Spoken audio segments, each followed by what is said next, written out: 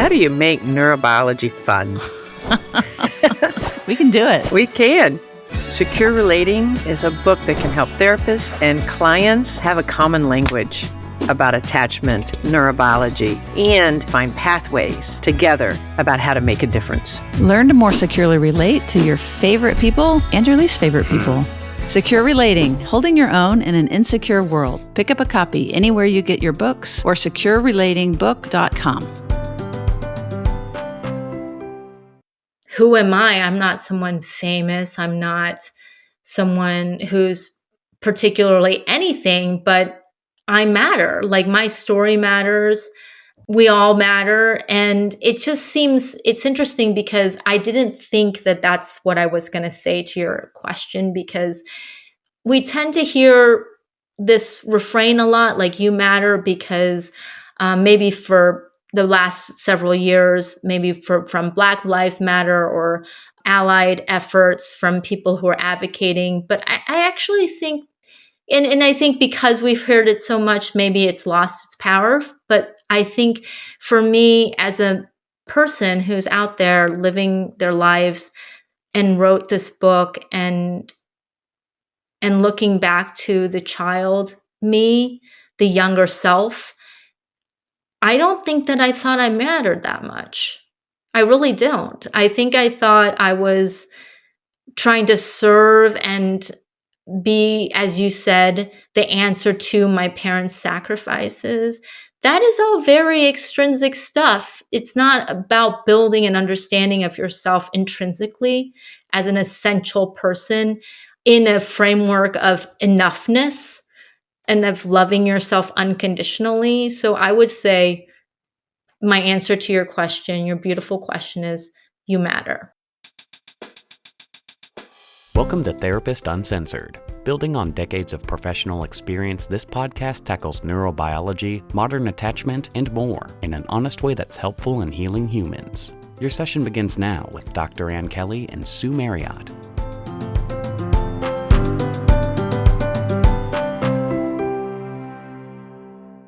Let's take a quick break and talk about today's sponsors. We really appreciate our sponsors, by the way. They help us bring this great content far and wide for free, and we really appreciate their help. We also commit half of our corporate profits and merch sales annually to organizations that support mental health access to marginalized communities. So our corporate sponsors are doing a lot. Even still, if you prefer your podcast without ads, we completely understand that, and we would love for you to join our NeuroNerd community through Supercast, Patreon, and for as little as $5 a month, you can get all of our podcasts without ads included, as well as other access and discounts, etc., and access to a private community. So become a NeuroNerd member. So you could go to therapistuncensored.supercast.com and join our private community. I think you could also hit /join or go to our website, and it will be easily in our show notes. Most of you know that I'm pretty focused on fitness and nutrition, and we talk a great deal about both as well as our gut health on the podcast, because all of these things really impact how we regulate our moods, cope with stress, not to mention just help us live well, stay active and healthy. So I recently discovered a whole food that I love. It's arm raw colostrum. And I have learned so much from both researching it and adding this to my diet. So one thing I learned is that colostrum is the first nutrition we receive in life, and it contains all the essential nutrients for our bodies that our bodies need to thrive. So arm raw colostrum is premium bovine colostrum concentrate, and it's sustainably sourced from grass-fed cows. They ensure it's only after all of the baby cows get what they need. And then it's optimized for human health. It harnesses over 400 living bioactive nutrients that strengthen the barriers of our body and fuels cellular health. So the effect on immunity and metabolism and gut health is pretty important. So since I've discovered arm raw colostrum, so two things I've noticed about the effects on me. First, I could feel the impact on my endurance during my workouts. First, it was subtle, and then I really noticed a difference. And I love that. The thing that actually caught me by surprise, though, and it was a pleasant surprise, was the effect on my hair. I've been looking for something to help my hair from like the natural thinning process that I've started seeing. And when I started taking Arm Raw colostrum, I noticed a difference in my hair pretty quickly. It's helped to make my hair thicker and healthier. What I learned is that it stimulates the stem cells and collagen production. So anyway, I recommend just give it a go, give it a try, see what you think. So we worked out a special offer for our audience. You receive 15% off your first order. Go to tryarmra.com/TU or enter TU to get 15% off your first order. So that's TRYARMRA.com/TU. Welcome back to Therapist Uncensored. So glad you guys joined us today. I'm Ann Kelley, and I am here in the studio with Hyeseung Song. Welcome to the show, Hyeseung. Thank you. I'm excited to be here.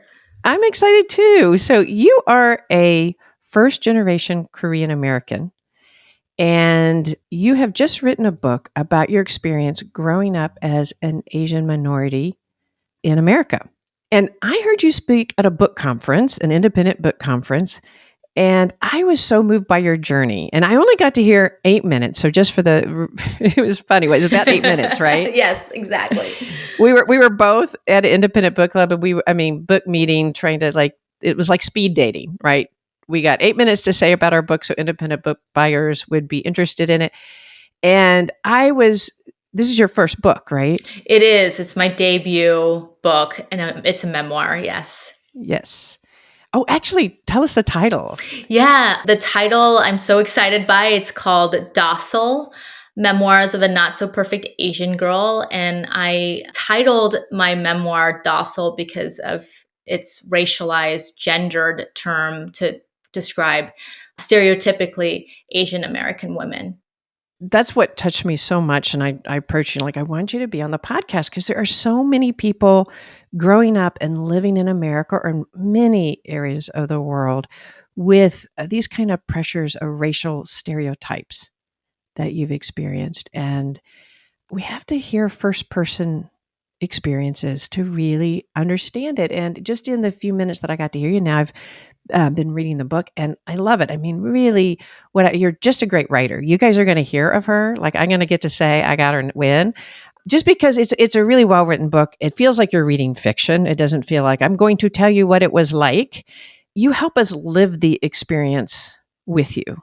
Yeah, thank you so much for that. I mean, it was very important to me to write my story, but I also wanted it to be as propulsive and sort of a page turner. So I wrote it as much of a novel as I possibly could without it really being a novel. It's a lived experience, obviously. So I love that. Thank you. That's such a huge compliment to me. Well, and Sue and I have been talking about how much we can write about the experience of racialized trauma and stereotypes in our book, and we can try to talk about it on our podcast. But unless you have the lived experience, it can sometimes feel like a little bit like Charlie Brown's teacher, just wah, wah, wah, right? Right. Because we're not living the experience. And so we're very honored to have someone like you and Linda Tai and the people on our podcast who have lived the experience talking us through it, because we all have these stereotypes and then we don't even know it and we're responding in our relationship together, and it can so intrude in the experience of relating. Thank you for your curiosity. I think that's hugely important to talk about, obviously, like the second order theories, but also hear from people on the ground of their own experience, because we're so different. But then, obviously it's like all the rivers are flowing into the same ocean anyway. So might as well figure out how to connect over people's particularities and specificities. Yeah, because that also gives us understanding and connection, right? Instead of feeling people as more dangerous because we don't understand or being ostracized or pushed out. So what I would love if you would is just tell us a little bit about your experience. You were born in Korea. Is that right? Yes, I'm a first generation Korean American, and I am the eldest daughter of two parents, obviously. My mom was a beautiful and domineering woman, and my father was very passionate about his American dream. He moved us from Seoul to Texas when I was about 2 or 3 in order for him to become not a millionaire, but rather a billionaire. He wanted to come to America and escape what he thought was the rigid caste system of Korea. He and my mother were very well educated, but he didn't come from a particularly wealthy family, and he wanted to make it big. And he really bought into the notion of the American dream, the Horatio Alger self-made man myth, and these are myths, as you know, like these are just because you work really hard doesn't mean that you're going to earn and deserve the things that you earn. It doesn't work that way. So he came and he immediately started working, doing get rich quick schemes, but also working very hard on businesses that I think just the luck wasn't there to get these businesses off the ground. I remember my first big memory of my father starting businesses was we were the three of us, my mother, my father, and me, just selling fake Gucci's on the side of the road. I think it was like off the side of FM 1960. And then another one where my father bought a big piece of land and developed it as a junkyard with a furnace that was going to make aluminum ingots. So he used a lot of scrap metal, bought scrap metal, like went around places, junkyards, other places where they sold scrap metal. And he was buying that to smelt basically and make into aluminum ingots and sell them. Very backbreaking, hard work. And unfortunately, the main turning point for our family came very soon. When I was about 7 or 8, my parents inevitably went bankrupt, and we moved to the wrong side of a white and wealthy neighborhood in Houston, where my father was continuing to do some of his sort of shenanigans, but my mom basically she was the breadwinner for our family and worked at a hospital as a nurse.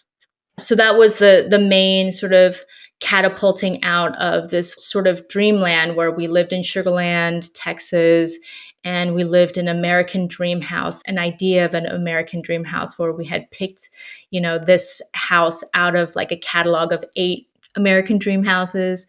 And we lost the house to the bank and we moved, to an apartment in a very wealthy neighborhood in Houston. And I went to school and I had an amazing epiphany that all these white students in my new school did not see me as one of them, that on the first day of my school, somebody raised their hand and asked if I knew how to speak English. And the experience of really appearing to a bunch of my peers as somebody who was a foreigner in my own country was something that was a huge epiphany for me. And I decided then and there I was going to try to earn my visibility. Again, we're talking about American dream language, earning the things that you want to have.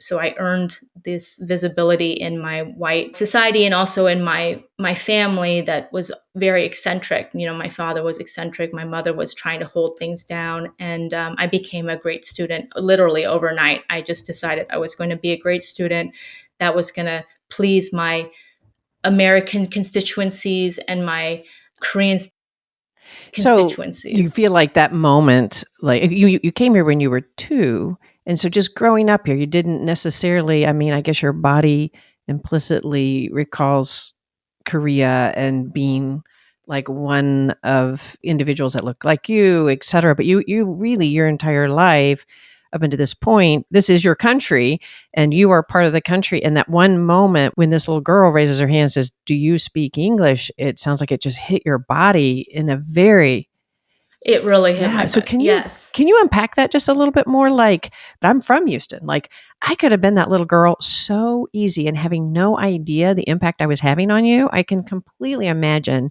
at that age and that time with that ignorance, raising my hand and just assuming. And I'm not saying that I don't still have ignorance, but I could, so much so that you're going to help unpack for me. But I can imagine being that girl in Houston doing that. And it really seared something in your body that's transformative. It totally did. And I love that you use the word implicit because it felt very explicit to me to live that experience standing up. It's already vulnerable. My family had lost everything. My mother was trying her best to put a good spin on it. She was saying that, this neighborhood that we were moving to was going to be really beautiful. It was going to be more beautiful than Sugarland, which was like all little spindly saplings of trees because it was just being developed. Whereas Memorial, the neighborhood I grew up in Houston, was all the houses were going to be grand and beautiful. And I remember going to school, and I was already coming into school outside of the academic year start, because bankruptcies just happen whenever. So I was coming in the middle of the year, so I was very already put in a vulnerable position where my teacher was asking me to introduce myself in front of everybody who had already become friends over the course of the year. And I just remember the girl just raising her hand, and I think she meant well. I think she had curiosity about me. We can have curiosity about each other, but still make mistakes, right? Right. And she's just like going with her internalized things that she's been taught by her family, and so she's not, oh, wow, just even stopping for a moment, I think so many of us can just not even having all the trauma that you've just been through. You're talking about the trauma of losing your home, the pressure that you're feeling from your parents, all your parents are holding. Just the nature of having to be new in a school and stand up and talk about yourself is already so scary. And then you had all of that other laden on top of that. Must have been really scary to stand up. The school that I went to, there were a few, like maybe two or three Asian students in the grade, but they were all from Japan and had come only for a couple of years, and they went to ESL. So I know that the student who asked that question was coming from a place of, well, I've seen these other Asian students because they were coming for their father's work basically in America, and then they would go back, and they didn't assimilate very much because there was the language barrier, and they always knew they were going to be temporary residents of Texas. But I was not a temporary resident. This was my home. And so I think the student who asked the question, the girl, she was really meaning well, and was using her deductive capacity, but at the same time, like, it really hit me hard because I wasn't particularly extroverted. And to be a great student in that school, you had to be highly verbal. I wasn't particularly interested in talking that much. I was very dreamy, introverted kid when I was growing up. I was always drawing and writing stories and observing. And so it was strange to go to a school and then be told, like, explain yourself right away, and then be hit with something that was like a misapprehension of me, and then not immediately be able to find the resources inside of myself to parse what was going on. Obviously, I was like 7 or 8. I was not advanced enough to understand what was going on, but that was a memory that was seared into me from the get-go. And I think those memories happen. I mean, those people have those memories all the time. I remember, this isn't in the book, but I went on an artist residency. I'm an artist by trade. I went on an artist residency a few years ago, and a man asked me, "Your English is so good. Where did you learn how to speak it?" And I think those kinds of things that people are thinking about haven't changed that much. And a lot of us Asian Americans, people we're always seen as foreigners, we carry that around, these memories around with us everywhere all the time. And we have to talk about it, even though it seems kind of like a modest racism. It's not, nobody's getting shot, nobody's getting killed. It's just, but we still have to talk about them. Yeah. And it's a place of difference. It's a place not of unity, of joining. It's a place of, I don't understand you. And then you have to explain yourself in a way of, rather than two white Americans walking up to each other, they're not saying, why is your English so good? And they might, who knows where they're from, right? It's like the proverbial somebody going, where are you from? I'm like, I'm American, but where are you from? But where are you from? Right. And so that kind of impact on your identity. And I can imagine too, coming to America the way your dad did with that American dream, how much that, you see yourself, you're 2 years old, you're growing up, and now people are seeing you as not belonging, as not part of the system. Yeah. And I think on the flip side of things, my mother and father were always very fast to tell me that I don't belong, that my racial identity had nothing to do with America, that I was a Korean that happened to live in America, but I was a Korean all the same. And that took many years to deconstruct for myself and actually also oppose. I mean, I wasn't a Korean in America. Many years ago, we stopped calling these things hyphenated identities, like Korean slash American or Mexican slash American or something. But we just drop the hyphen, and that's what we've decided to do. That makes more sense. But when I was younger, I really thought of myself as like just being diasporic. Like I was Korean and I happened to live in America, and my primary culture was not American, it was Korean. And that was something I disabused myself of after I lived in Korea as a 20-year-old, and realizing that I was a kind of a third distinct thing, maybe not completely Korean, maybe not completely American, but Korean American, something very special, something distinct, something that I was learning and eking out for myself. That's really powerful, because what you're saying is like, I think of Kenneth Hardy saying the psychological homelessness. There was a way, no, you're not actually American, you're Korean. And then you go to Korea, and we'll hear more about that. I really want you to kind of describe your process.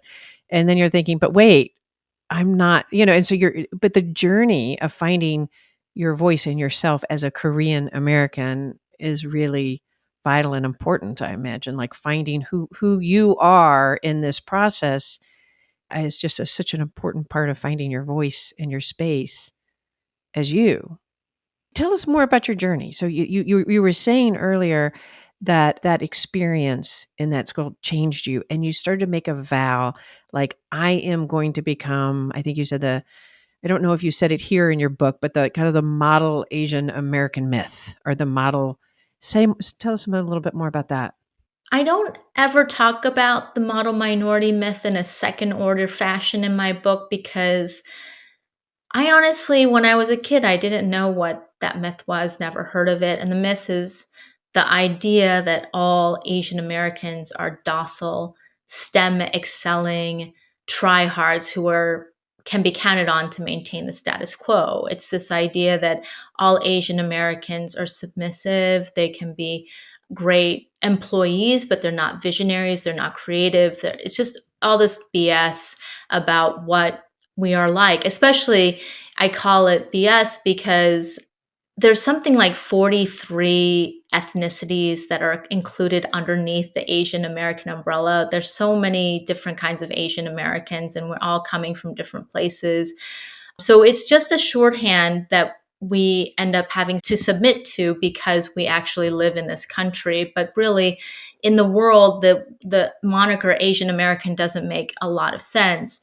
But anyways, I digress. Like, I never really talk about what the model minority myth is, but I know what the stereotype is implicitly. We're talking about implicit versus explicit. Like, I know implicitly what the model minority myth expects of me. It expects that my parents are very stable, they're well to do, they're financially doing well. And I kind of use that to hide all the ways my parents are not model. I mean, my parents are not financially doing well. They are not well to do. My parents are struggling financially. But being a great student helps my mom. Like, there's something I'm sure you saw in the book that my mother and I are very psychologically intertwined, too psychologically intertwined.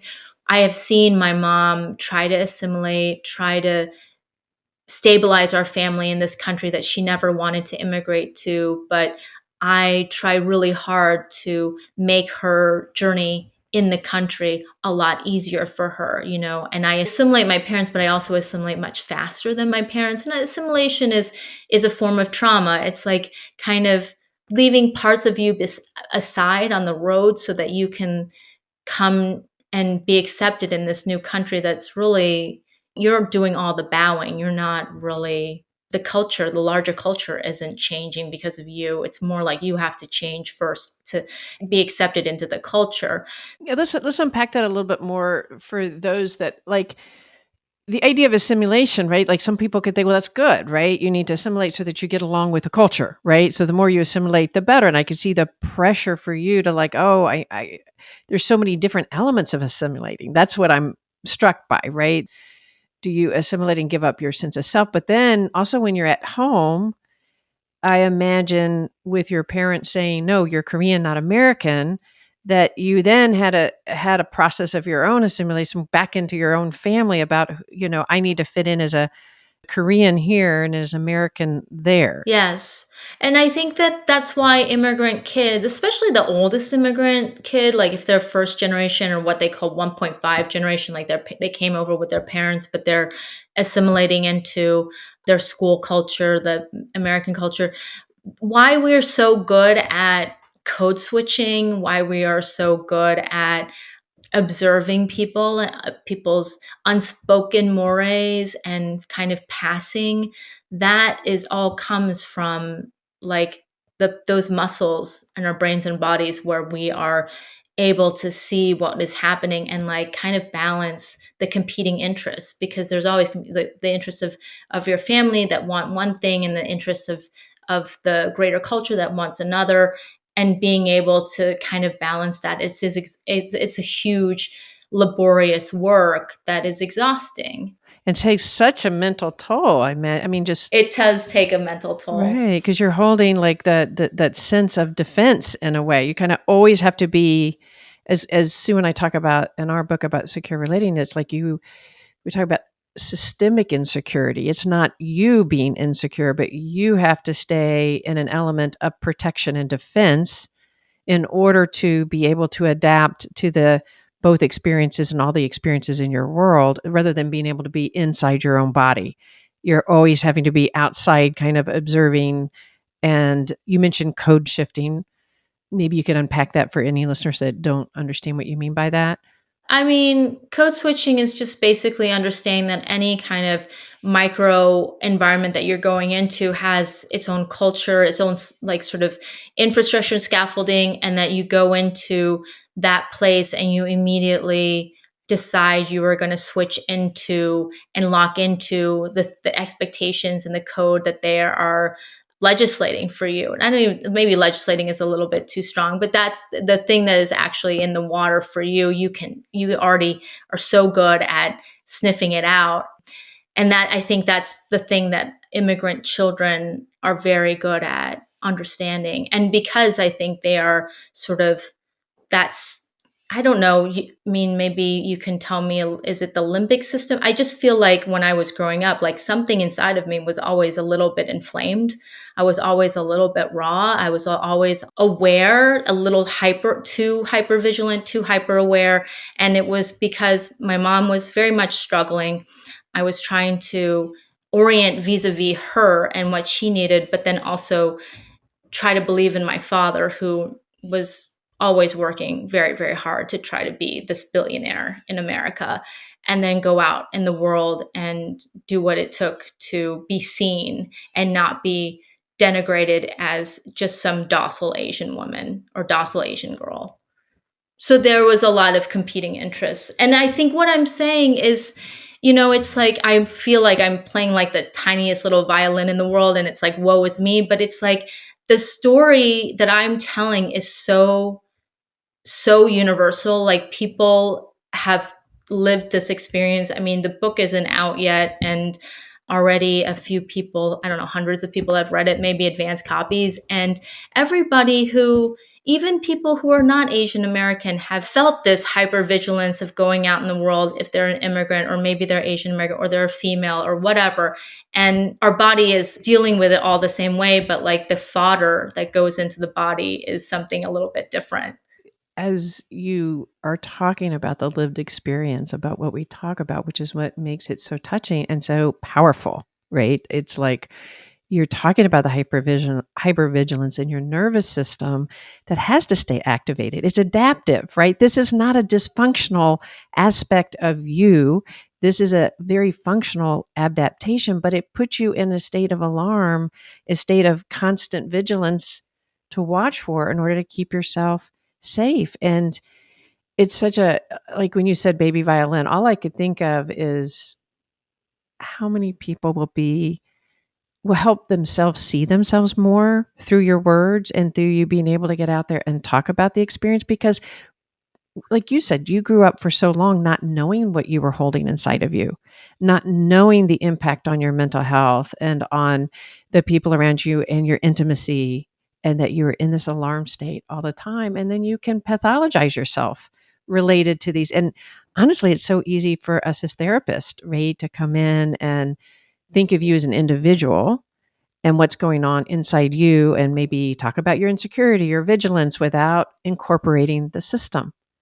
Wow. Yeah. I mean, it's amazing to hear you break it down like that because, like, even as I learned more about myself and read more about, just read more books about the nervous system, started therapy, that kind of thing, it was interesting to look back and realize that there were signals that were going off, that there were alarm bells that I was just too deaf to hear.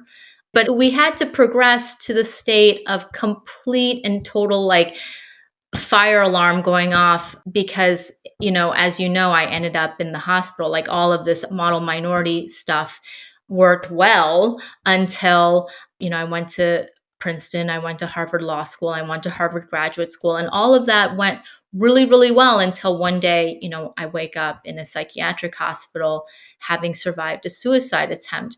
All of those sort of breadcrumbs that my body was trying to tell me, and show me over the course of, several years, bouts of mania, bouts of depression. I mean, I don't think I went to the bathroom more than once a month for most of my life up until then, because I just was never feeling safe and okay in my body to, like, actually have my body do the things that it's supposed to do, like go to the bathroom. Yeah, so it's staying in a locked, like, that was what happens for all of us, right? When we're in an alarm state, our nervous system shuts down to protect us, and yet that's supposed to be a moment in time, and you experience a lifetime of these threats, but externally presenting as this high achieving Asian American girl that is just like following the stereotype, right, of the dutiful daughter and the successful, smart woman that gets into Princeton, that gets into Harvard. That took a lot of work. And then a lot of basically like an internal sense of I guess the thing I'm thinking about is like the assault on your sense of self that's happening, but you're ignoring. What were the signs? I know you said there were breadcrumbs. So walk us through those, like, and kind of take us through a journey that then you ended up with a suicide attempt. My last year in high school, I think that I had worked so hard trying to achieve the gold standard that my father, I don't think cared, but my mother really cared, the gold standard that I was trying to achieve in order to gift it back to her. And that was to get into Harvard, because my mother had always said, well, I went to the Harvard of Korea, so you have to go to, Harvard in America. And I remember working really, really hard and kind of not coming to a wall with understanding, like, what was the point of all this? Like, it's not like I never slept. I worked all the time. I was at school like 14 hours a day. And I remember getting waitlisted from Harvard early, which just meant that it was going to, the decision was going to be the regular decision. And so I was very disappointed about that. But I was also kind of like, who cares? This isn't really my dream. And I remember, which was a big deal for someone like me in school, I ended up stopping going to school. That was a really big deal for someone like me who spent something like 16 hours in school every single day doing extracurricular activities, going to classes, and then doing more extracurricular activities in the afternoon and evening. And I just would go to the movie theater on Westheimer and watch like the same movie over and over, like 3 matinees a day. And then I would go home and I would sleep, which I had never done in my life. I had never slept in my life. My father wasn't a big sleeper. We were always like 3 or 4 hour a night people. And I was sleeping all the time. I had no idea I was depressed. My mother, who was a nurse, it's interesting, she only really countenanced depression if it was co-current with some kind of physical ailment. She understood that her cancer patients had a legitimate reason to be depressed and they had a legitimate depression, but she never really understood why I was struggling so much during this time. She was like, you have so much going for you. And during this time, my father had gone back to work. And so my parents had moved to like the better side of Memorial and had like a passable address. And that was a big deal for me too. She's like, well, we have this great house and now you have all of your friends and you don't have cancer. So what's the big deal? And I remember, I think she had some idea that I was skipping classes and she asked me if I wanted to go see a therapist. And I was very surprised and I was happy that she asked me if I would want to go to see a therapist, but I never understood why she was in all of my therapy sessions. And it was, I think, because my therapist was a man.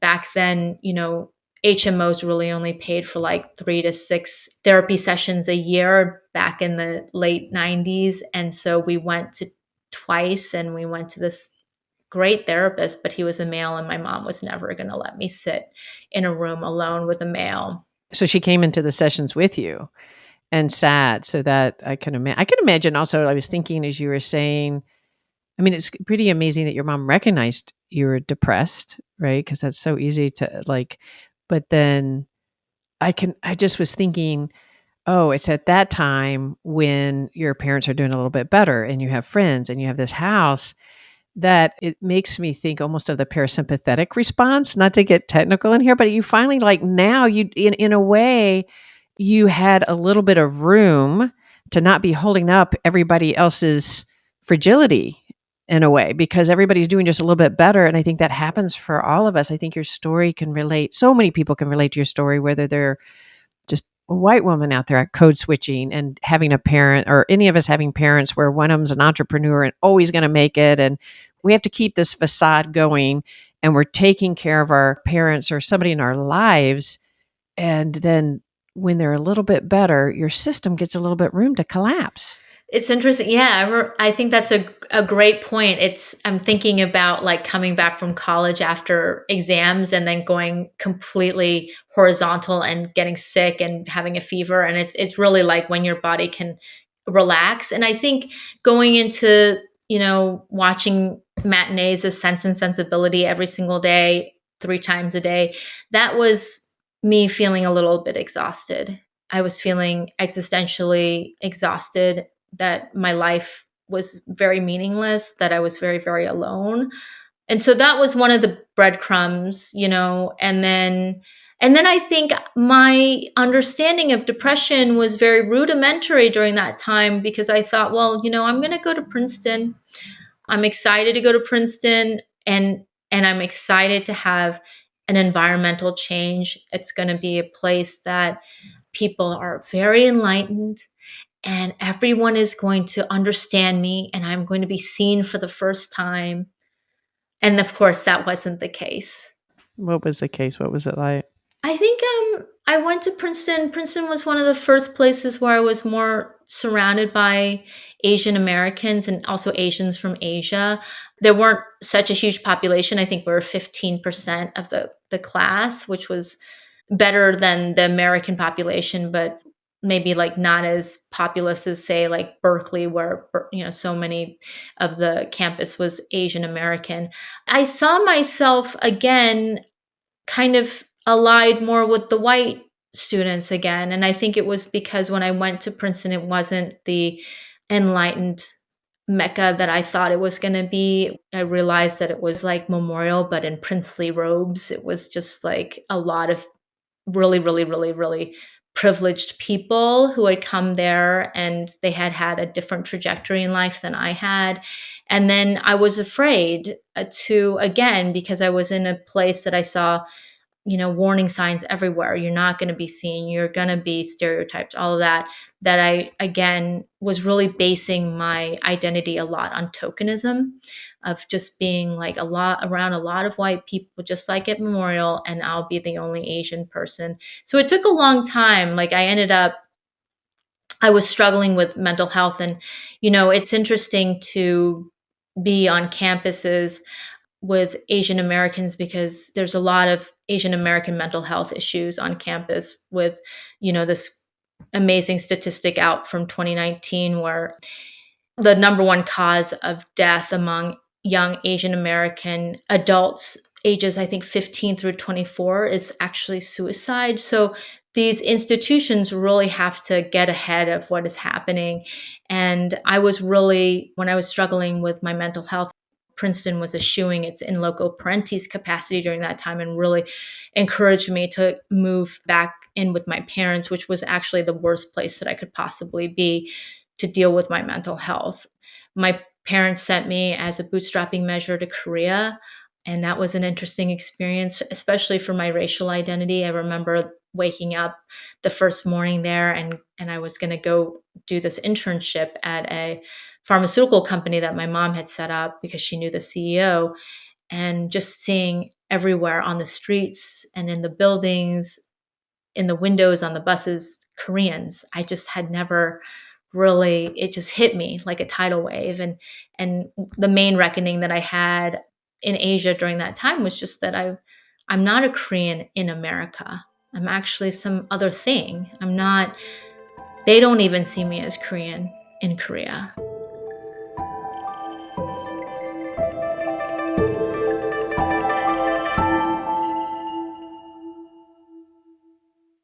So, one of our new sponsors that we are excited about is Peak Tea. We are happy to be talking about Nanduka. It's the pinnacle of coffee alternatives, which are actually powered by mushrooms.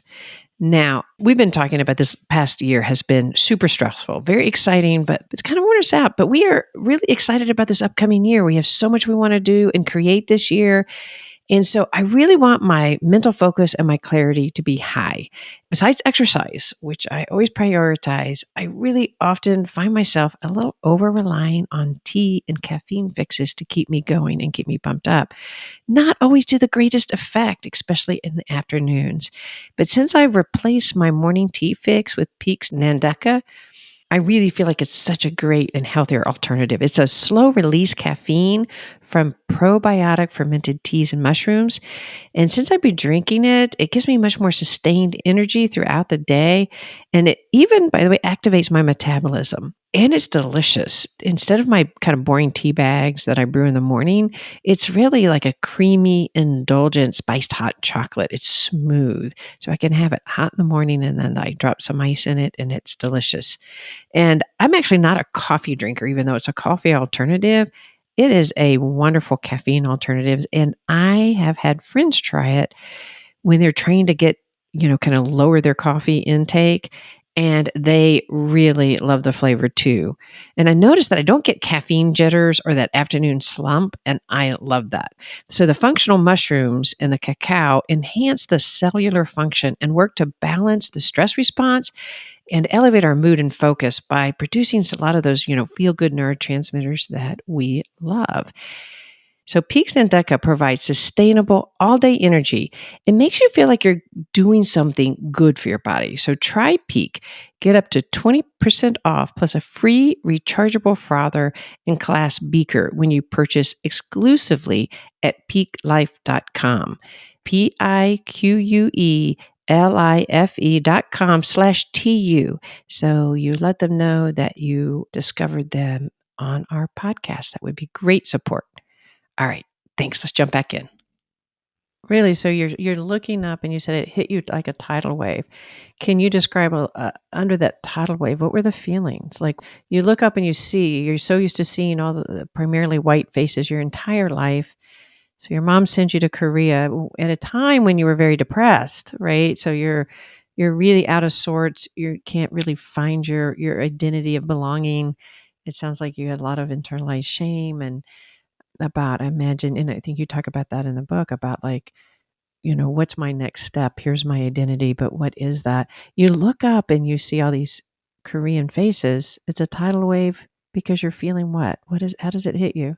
It was exciting to not be the token, not to be the minority, to be among all the people that I looked exactly like, that they were like my brothers and sisters. I really felt like these people are my brothers and sisters. I think that was the hardest thing, was realizing they didn't see me that way. They didn't reciprocate that. You look up and you're like, you see all these faces that look like you. And I also can imagine, I think that it's like, oh, wow, I didn't know what I was missing. Sometimes you don't know what you're missing until you see it. We're so used to looking, and then you go and all of a sudden there's all these different faces and it startles us, oh my gosh, But for you, you haven't known probably. I mean, I guess you did know. I don't mean to demean your process, but to really know at a body felt level that you had never looked out and saw a sea of people looking back that felt familiar to you, that felt like you, that you were no longer the token. Yeah, it was amazing, but I think in the end it was very hard to feel rejected by those people that I felt like were my brothers and sisters. And then Korea was going through its own existential reckoning during that time, because I went right as the beginning of the Asian financial crisis, where a lot of articles were written about the fact that Koreans had failed. They had failed this great experiment of becoming like super industrialized. And it was funny how it really paralleled my own experience of like my own introspection, my own reckoning. But I think Korea, I don't know how much of it has changed now. My husband and I just went there in May for a couple of weeks and had a great time just being tourists. But, it's hard to, I mean, I didn't call my family during that time, that trip that we just took, because I'm not sure. I feel still very complicated whether or not my family still sees me in the way that I want to be seen. But I felt like when I came back on the plane when I was 20 and coming back to Princeton, coming back to America, very grateful for the trials that I had gone through. And there are other trials that readers will figure out when they will read about, when they read Docile, that there were other things that I had gone through. But I was very grateful for that year that I spent in Korea, because when I came back to America, I was much more, I think I decided I was going to take my own racial identity and the composition of it under my own control. You had to go through the painful rejection of, I don't fit in here either. Either. Yeah, Either. exactly. Yeah, yeah. And then on the plane, you come back and there's this sense of making room for self. Like, instead of defending yourself in both places, right? Like this racial tendency that you have to defend yourself, and you're always in a defense, whether you're defending who you are as an American or who you are as a Korean. You came home, that journey was so powerful that you're going to identify yourself. You're going to say more, say more. Yeah, no, I was just agreeing with you, and I love that the way you put it. And then I was going to actually make it as comfortable for me as possible, because I had suffered already a lot, to try to hold in balance these two different identities. And I was going to try to synthesize in a way that was easier for me, easier for my own experience of living it. And I didn't care what other people were going to say, because, oh, that's contradictory or that's inconsistent. I wasn't going to worry about it. Basically, because I wanted to make sure that I came first. How did you find that strength? What helped you, do you think, to like have that resolution and that ability to hold yourself in time and space? I think I'm still working on it, actually. And I mean, I think that it's a great question. Like, I sound much more resolute than I actually practice every single day, because it's still a work in progress.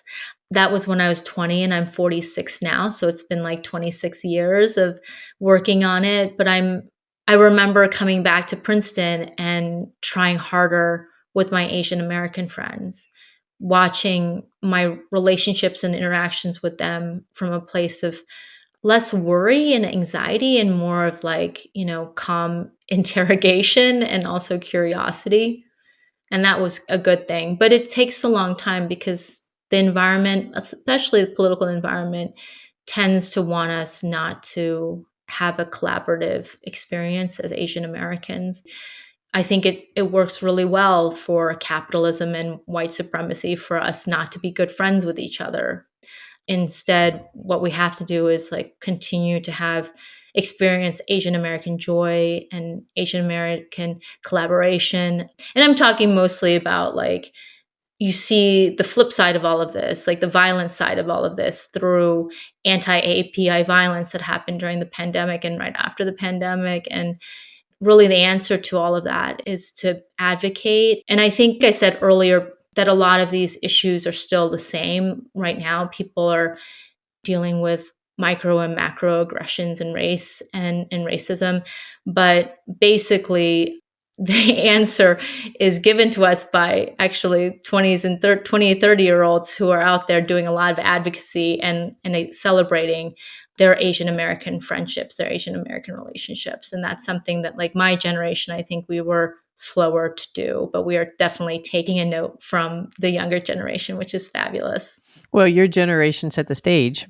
You know what I'm saying? Like, I always Yes. like to remember that in each generation, the things that you went through, the things that you held, and being able to come and speak to it, it set the stage for the younger generation. And then the younger generation is Yes, thank doing. you for reminding me that. Yeah, you said that's so important. It's because it's so easy for us to reflect back. I think of that as, like I love the young voices out there that are trying to celebrate being gay, trying to celebrate being able to be non-binary, the BIPOC groups being able to just have their voice and be proud and to have a sense of dignity of who you are, that we get away from having to defend ourselves. Oh, we are good Americans because let us show you. It's like, no, we are who we are. We don't have to identify as what the mainstream culture says is the valuable culture, right? We can identify our culture and be proud of it and live in it and grow unity. And you set the stage for the younger ones to come. Thank you for that reminder. I'm always looking at that generation and feeling they're doing so much more.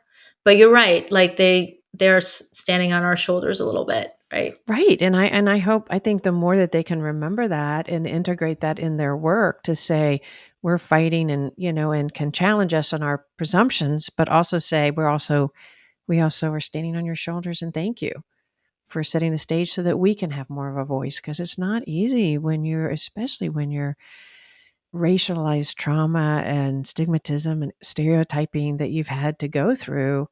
And yet you stood in and you came back and like, I'm going to stand in my sense of self of who I am. I am a Korean American. That is my identity. And I know you're so much more. You're an artist, you're a writer. There are these other identities that you get to live in, especially as you begin to find yourself and not live in the racialized stereotype or going through the journey of living in defense of the racialized stereotype, right? I am not this. And I feel like you really bring the reader through in the book about what that's like to actually embody who you are now. Thank you. I appreciate that. I hope readers appreciate sort of the narrative arc. I mean, coming out after there's a whole story about the mental health piece and like why. I mean, it's funny because, if I had tried to write a novel, I would have loved to have done something mathematically elegant where we have one hospitalization and I'm cured. I never have to go to the hospital ever again. But again, to your point about people being a work in progress, like there's a whole journey about the mental health piece, about culturally competent mental health care that everybody deserves, especially Asian Americans. We've been doing a lot of talking on our podcast about this because it's so important. I don't know if you're familiar with Linda Tai. She's a Vietnamese Australian trauma therapist that lives in Alaska. But we did an episode, and I really encourage people to listen to that about helping us in the mental health field. And she has talked about, well, it's also about liberation psychology and how important it is. But we can use that word, liberation psychology. But if you really stop to think, and she walks us through that, like traditional psychology says, what is wrong with you, and then trauma informed psychology talks about what's happened to you. And then culturally informed psychology is what's happened to your people. And then liberation, which I think is so important, what you're talking about, is what continues to happen to your people. What continues to happen? What is your continued experience? even with who you've been able to, the identity you've been able to really land in, it's still, you have to go to a party and shake hands and people ask you, you know, your English is so good. Where did you learn it? Like this place that distances instead of joins. Right. Yeah. I love that strata that you just pointed out. That's incredible because I think we're still talking about the penultimate stratum, the culturally competent care, because even now it's so hard for people to get culturally competent care, like care that is sensitive to and understanding informed of what you are actually going through as a person of your culture.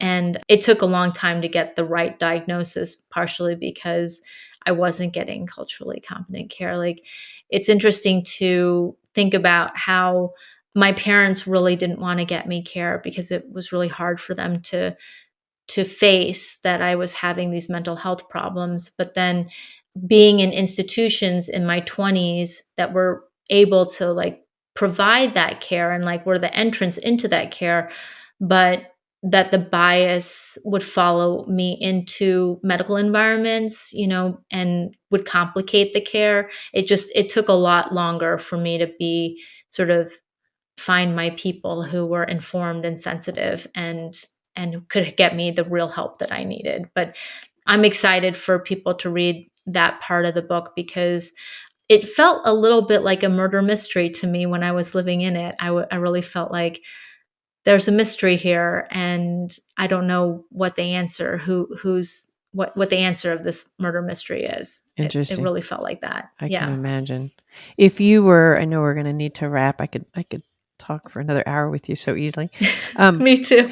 But since you do have the ears of many therapists out there, and they're all over the world that listen, if you could, I mean, I don't want you to reveal any of the murder mystery. You have to get the book to do that. But if you could have whispered in their ear during that time that you were going through that could have helped them see you, what would you whisper? What would you have them hear? I am not as I present. I am hiding things without even know I'm hiding things. And this goes back to our earliest point about using the model minority myth to hide behind, because the things that I was hiding behind, model minorities are not poor. Their fathers do not want to become billionaires and are screwing it all up. They are not mentally ill. They are not those things. But I think that a lot of the therapists, a lot of the places that I went into for help, these people were trying really hard to help me, but I think they could not see past this cloak that I had up too, that I was holding up, which was this model minority myth that I am not as I present. So people, they were believing the things that you were unconsciously projecting, and they weren't looking deeper. So the word would be, I'm not how I present. Yes. And I think also, and I mean, that's such a beautiful question too. When I was younger, I didn't understand that therapy is also, there's like a construct of therapy in the way that you work in it. There's also a code and ways of explaining your own experience within the therapeutic model or whatever. I'm using these words, not really understanding. I'm not probably not using these words particularly well, but I think you understand as a therapist what I'm trying to say here. And I think when I was very young and going into therapy for the first time, I didn't really understand how to talk about my symptoms. It took many, many years of being in that system, that construct, to explain in a way that was much more representative of my own experience. But that was a skill that I had to learn. And I don't know if you would agree with that or if you see that in your own experience with your patients. But it just took a long time. So I think that was easy for when my skill set was very, very bleak and weak. I think it was easy for the therapist or the medical provider who I was interacting with to project on me because I wasn't really in a good spot yet with explaining what I was going through. Mm-hmm. Oh yeah. No. And for therapists to really know that there's so much more under the surface that you don't even know, instead of just looking to you for the answers about what's wrong, like with your mother, why are you depressed? You have it going so well. And you could think of yourself like, yeah, that's true. This seems ridiculous. Like, but I think what you're saying is also you didn't have the language to know how to talk about it. And that as a young girl, coming in, being able to be seen in that way and guided and helped in learning to see what therapy is about and how it could benefit, and learning how to talk about the internal feelings and being able to put things in words is not natural, especially in somebody that's been brought up in a family where you are, really working hard to be the good one and the one that stands for everybody to say this venture here to America is worth it, right? Like you do talk about that in the book, about some of the things you held for your parents. And especially, I think it was your mother that you felt like she had done such sacrifice for you, and she would remind you in a way of that. And so that pressure that you would hold to push away the acknowledgement of depression, or you even said you didn't know what depression was. How do you talk to somebody to really say, this is what happens sometimes? Honestly, it's one reason why Sue and I wanted to write our book, was because we wanted people to have common language, to have language, so that, because language is so important. And when we can talk, it's huge. I'm going to steal you for two more questions and I'm going to let you go, because I think your voice matters so much. What would you whisper to yourself if you could talk to your younger self now, or if you were talking to those, you talk about the voices that are out there for the younger population, and that's true, but it also depends on where you live and what support system. There's a lot of people a lot of young people that aren't surrounded by people that can support them having a voice, that are experiencing the kind of racial stereotyping and trauma that you went through, and the identity, finding your own voice. Is there anything that you would whisper to yourself if you were that age now, or to somebody now?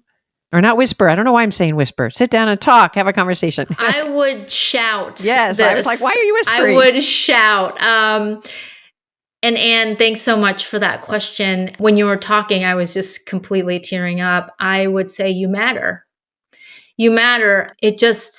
Whatever you're going through, you matter. And I think that was it's interesting to have the book out too, because the book is like, who am I? I'm not someone famous. I'm not someone who's particularly anything, but I matter. Like, my story matters.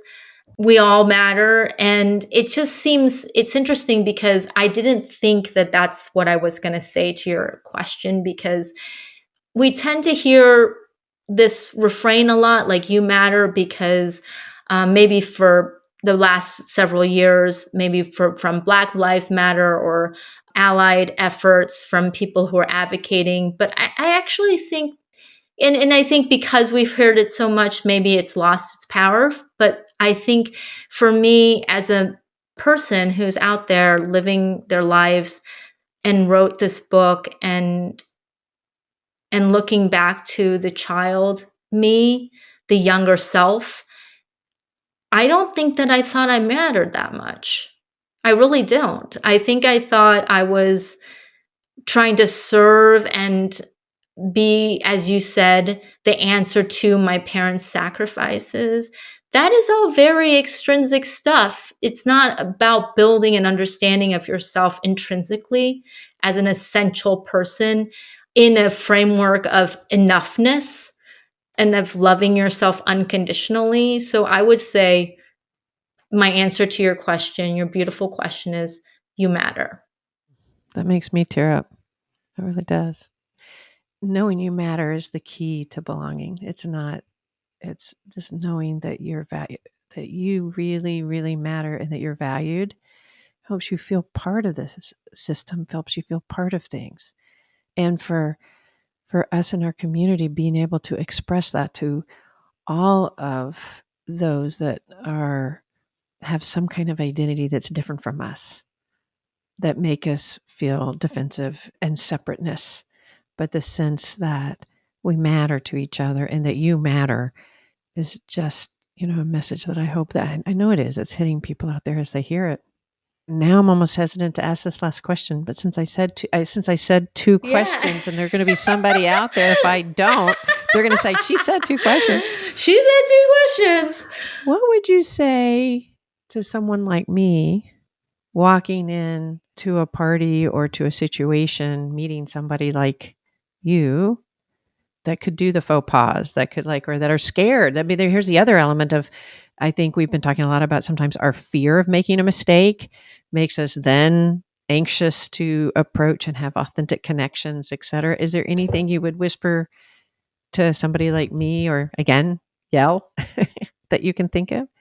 It's a great question. I don't think of myself as getting angry with people who approach me with real curiosity and intention to connect. It's interesting because Prachi Gupta, who wrote They Called Us Exceptional, she talks about the difference between belonging on the one hand and connection on the other. And when we're younger, we want to belong anywhere. Wherever we are, we're just afraid. So we want to belong anywhere. And then as we get older, we try to see each other in a very informed way, in a way where we can appear to each other. And then that's genuine connection. And I think that people can tell when others are approaching with the intention of genuinely connecting. And I don't usually I never get angry with someone when I can feel that and they make some kind of faux pas. It's just like, I just lob it back to them and say like, hey, we don't call it that, or we don't talk about it in those terms anymore. And this is why. I don't, I try not to shame them. I give them the reason why. But I think it takes a particular intentionality. And I think, I think that distinction between belonging and genuine connection is really at play here for me. Yes, I love that. And the curiosity. And if somebody approaches you with curiosity rather than establishing differences or expertise. Oh my gosh, yes, totally. So I'm going to do a call back to our conversation about the young ones, which we admire. I have several of them in my house, or they've grown. I have to remember that. But one of the things I love about what you're saying that I think our generation, or I guess I'm older than you, but our older than them generation could teach, I hope, them, is that I think to find their voice and be able to stand out and to be in defense, sometimes certain generations can overutilize shame in that process. So if you say something or do something wrong, there's the gotcha culture. That, let me correct, that is not just the younger population. There's lots of people that end up doing gotcha. So I don't want to highlight just the younger population, but I do think there is a lot of gotcha there. And that says, I'm different and I see this and I want to call you out. That then can enable us sometimes to feel scared to make mistakes. And so Sue and I are kind of trying to do that voice out to that about, if we have genuine curiosity and we're approaching with a deep desire for connection, like the connection is felt and it's not false and it's authentic, then it allows us to make the mistakes and not, otherwise I might be too scared because what if I make a mistake and then I'm going to make you feel bad? And that's the worst case scenario, right? You have to make the mistakes. Yes. Because once you make the mistake, and if you can make the mistake in a safe place, then you won't make the mistake later. And so it's just all about getting into a place of safety and understanding that like we're all well-intentioned here and that you can make the mistake and I'll tell you and I'll call you out on it, but there's no shame and there's no humiliation. And so that you can move on to another interaction with that added knowledge and wisdom. I think it's very important. I agree. Yeah. That's a mic drop. All right. Thank you so much. Thank you, Anne. This was amazing. I'm going to put this book, this is not the final book because I got a copy early after meeting her, but it will be on our show notes. And it comes out when? July 16th. Yay! Now, less than 2 weeks. The truth is there's a chance your book's already out by the time people are hearing this. I know. Yeah. Yes. So, okay, July 16th. July 16th. Yes. So probably while you're hearing this, it's already out there. I really encourage people to get it. It is a really interesting read and just powerful. And I'm so appreciative that you came on the show. I feel really moved by our conversation. I think our listeners will so appreciate your voice. Thanks so much for having me on, Anne. It's just been a huge pleasure. I really appreciate it. Thank you guys so much. If you find this information, send this on, would you? Because we need these kind of voices far and wide. So take this, share it. We would really appreciate rate and review. That always helps people find us. And as a matter of fact, rating and reviewing the podcast and the book out there is a really good way to support us and to support this book docile. So once you get it, rate it and review it. All right. Thanks you guys for joining us, and we'll see you around the bend.